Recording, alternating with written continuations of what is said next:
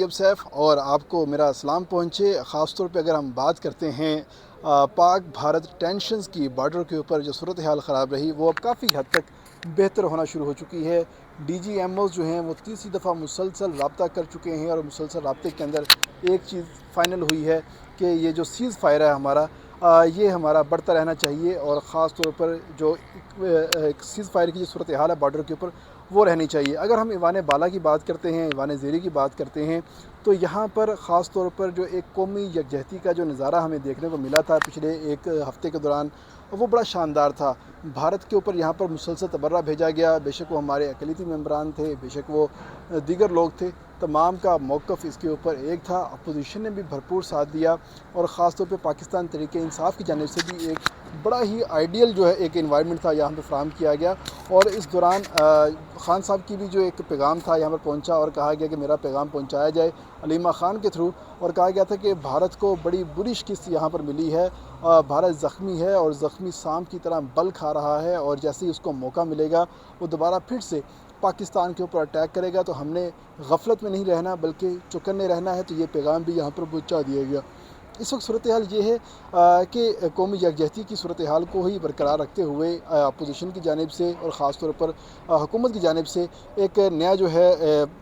پیغام دیا گیا ہے۔ اور جس دن وزیر اعظم شہباز شریف نے ایوان کے اندر خطاب کیا تھا اور کہا تھا کہ میں اٹھ کے آپ کے پاس آ جاتا ہوں، ہم مل بیٹھ کر پاکستان کی ترقی کے لیے بات کرتے ہیں، تو اس دن یہ پیغام دیا گیا تھا کہ مل بیٹھ کر ہم سارا کام کریں گے، اور ساتھ ہی ساتھ اسٹیبلشمنٹ کی طرف سے بھی یہ پیغام دے دیا گیا تھا کہ ہم عمران خان کو قومی دھارے کے اندر جو ہے شامل کر کے، اور ان کی جو ایک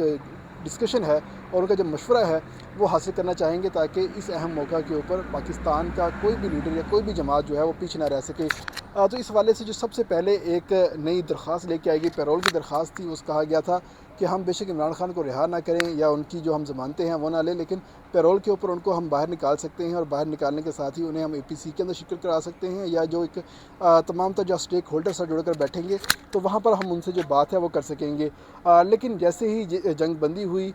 یا پاکستان نے ان کو ایک بھرپور طریقے سے جواب دیا، تو اس جواب کے ساتھ ہی وہ جو پیرول والی درخواست تھی وہ سائڈ پر ہو گئی، جس کے بعد سلمان اکرم راجہ کی جانب سے ایک بیان آیا ہے اور کہا گیا ہے کہ عمران خان کی رہائی اتنا بھی کوئی کیک نہیں ہے کہ جیسے ہی ہم اس کو اپلائی کریں گے تو کیک ہمیں کھانے کو مل جائے گا۔ تو ابھی صورتحال یہی ہے کہ عمران خان ابھی جیل کے اندر ہی رہیں گے، لیکن ان کے ساتھ وقتاً فوقتاً مشاورت جو ہے وہ ہوتی رہے گی، اور اس حوالے سے 3 لوگوں کو بڑا اہم جو ہے وہ ٹاسک سونپا گیا ہے۔ بیرسٹر گوہر، سلمان اکرم راجہ اور اسد کیسر، تینوں لوگ اپنی اپنی جگہ کے اوپر مذاکرات مختلف لوگوں کے ساتھ کر رہے ہیں، اور اس کے جو رزلٹ ہیں وہ مختلف نکل رہے ہیں۔ اس وقت صورتحال سب سے بہتر جو جس شخص کے حق میں ہے وہ بیرسٹر گوہر ہے، کیونکہ وہ ایک ریزنیبل شخص ہے اور خاص طور پہ سافٹ سپوکن ہے۔ وہ کسی کو تلخ بات بھی کرتا ہے تو اتنے شیریں انداز میں کرتا ہے کہ اگلے کو محسوس نہیں ہوتی، اور وہ پارٹی کو اس وقت بچا کر بھی بہترین طریقے سے لے کے چل رہا ہے، اور ساتھ ہی ساتھ مذاکرات بھی بڑے اچھے طریقے کے ساتھ کر رہا ہے۔ حالانکہ ان کے اوپر تنقید ہوتی ہے، ان کو قاصد، منشی، منظور نظر جیسے الفاظ جو ہے وہ نوازے جاتے ہیں،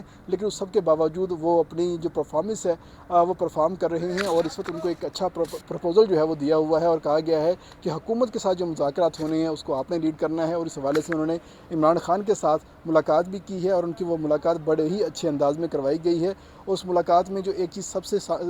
بہتر سامنے آئی ہے وہ عمران خان کی خاموشی تھی، مطلب نہ انہوں نے انکار کیا ہے نہ اصرار کیا ہے، بلکہ خاموشی اختیار کی ہے۔ شاید جب وہ اپنے اس سیل کے اندر اکیلے ہوں گے جہاں پر وہ کتابیں پڑھتے ہیں، ایکسرسائز کرتے ہیں، تو اس دوران وہ تمام تر چیزوں کو غور کریں گے، اور اس کے بعد بیرسٹر گوہر کو جواب دیں گے، اور بیرسٹر گوہر جو ہے حکومت کو اور مقتدر حلقے جو ہیں ان کو جواب دیں گے کہ ہم مذاکرات کے لیے تیار ہیں، لیکن خان صاحب کو بھی سامنے لے کے آئیں تاکہ خان صاحب بھی اس مذاکرات کے اندر بیٹھیں، اور ہم اچھے طریقے کے ساتھ ایک قومی یکجہتی کا مظاہرہ کر کے بھارت کو جواب دیں، اور مودی کو کہیں کہ مودی تم کسی بھول میں مت رہنا۔ پاکستانی قوم اور خاص طور پر پولیٹیشین جو ہیں آپس میں ایک دوسرے کی مخالفتیں جتنی مرضی کر لیں، لیکن جب بھارت کے خلاف ہماری جنگ ہوگی تو ہم ایک ہوں گے۔ پاکستان ہے تو ہم ہیں، اگر پاکستان نہیں ہے تو ہم نہیں۔ ہماری سیاست اس وقت تک ہے جب تک پاکستان ہے۔ تو پاکستان پائندہ باد تمام سیاستدانوں کی جانب سے بڑا ہی اچھا جواب دیا گیا ہے، اور آج جب سیشن دونوں اختتام پذیر ہوئے ہیں تو تب بھی یہی جواب تھا کہ ہم دوبارہ پھر منڈے کو اکٹھے ہوں گے، لیکن آج تک ہم قومی یکجہتی کا مظاہرہ کرتے رہیں گے۔